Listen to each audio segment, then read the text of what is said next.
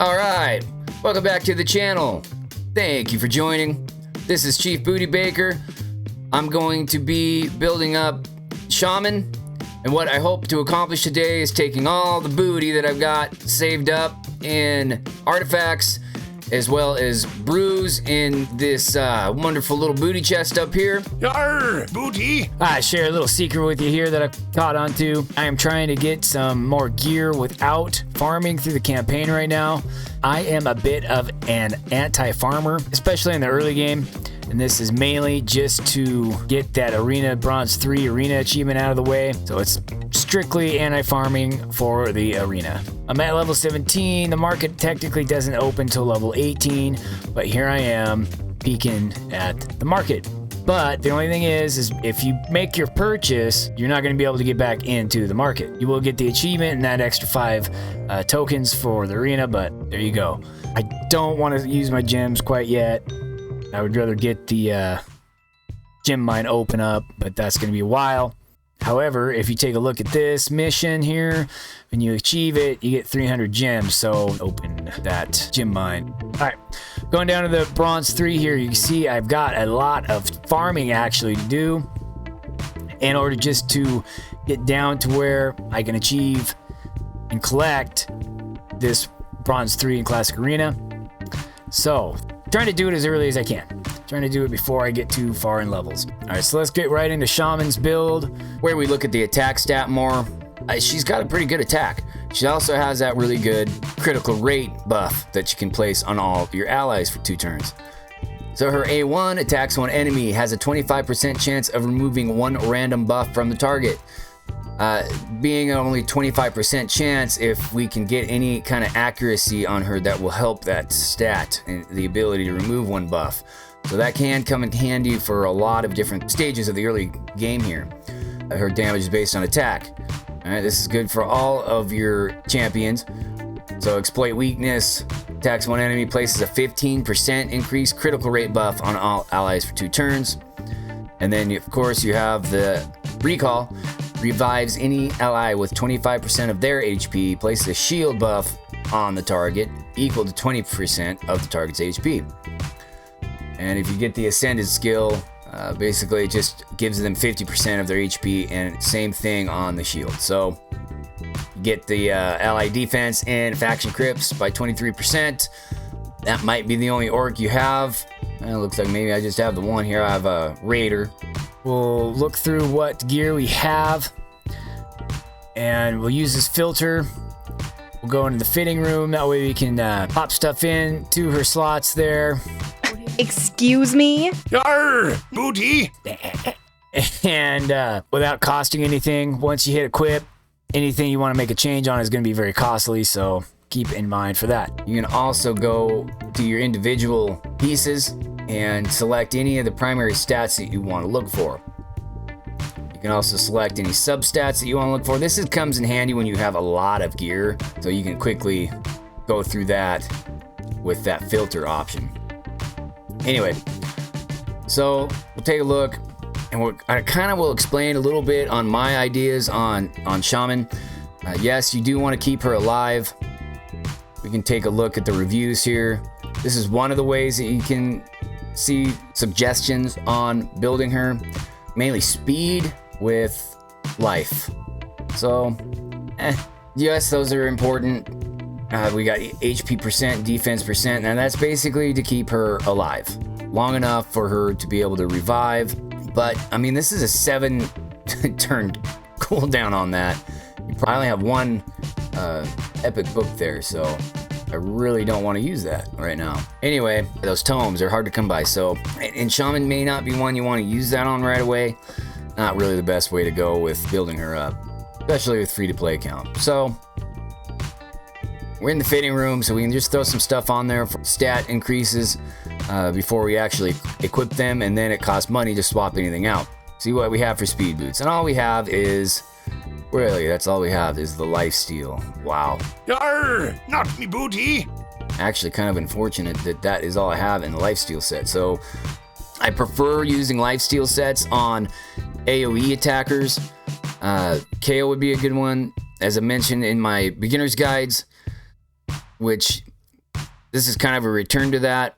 I haven't been logging in for it, so nothing really has changed, even though it's been, several weeks since I've revisited this account. But that's where that stands as far as my thoughts on lifesteal. Put them on your AoE attackers. In my arena attempts, I have rewards from that. So I do have some divine offense, divine critical rate, which I actually think that divine critical rate is a good idea for Shaman. This is great, I think. 25 attack for a 5-star critical rate with an attack 5%. I would probably end up putting that on her. We also have the attack 2% with the helmet. So after looking through all of that gear, I realized that I definitely need to swap out Kale's gear. Put the lifesteal set on Kale.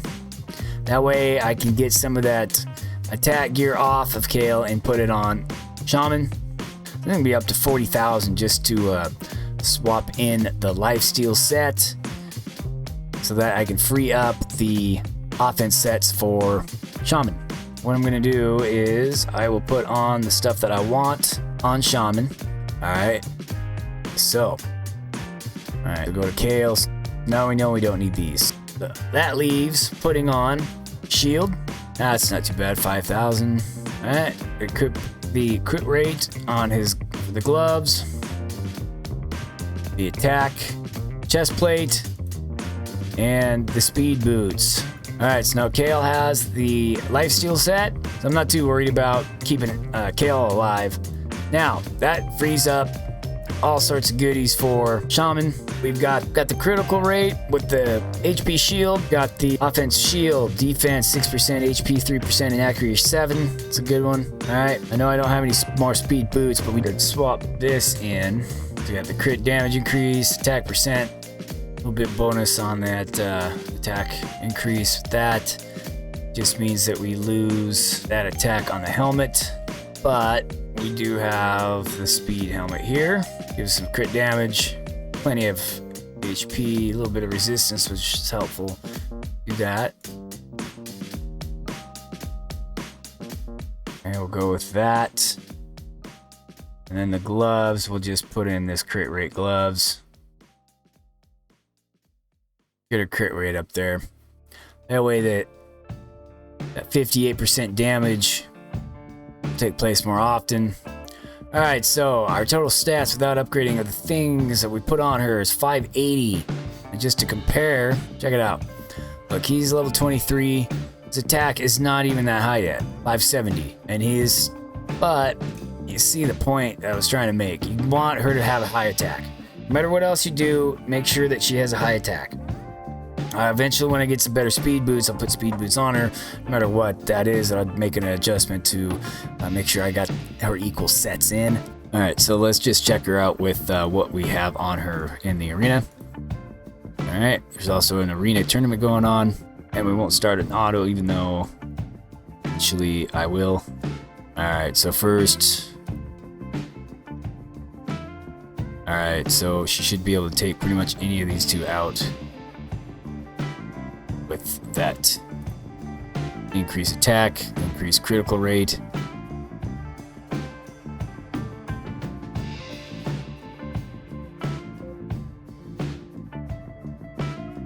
And 2480. Almost. And he cast his revive on death.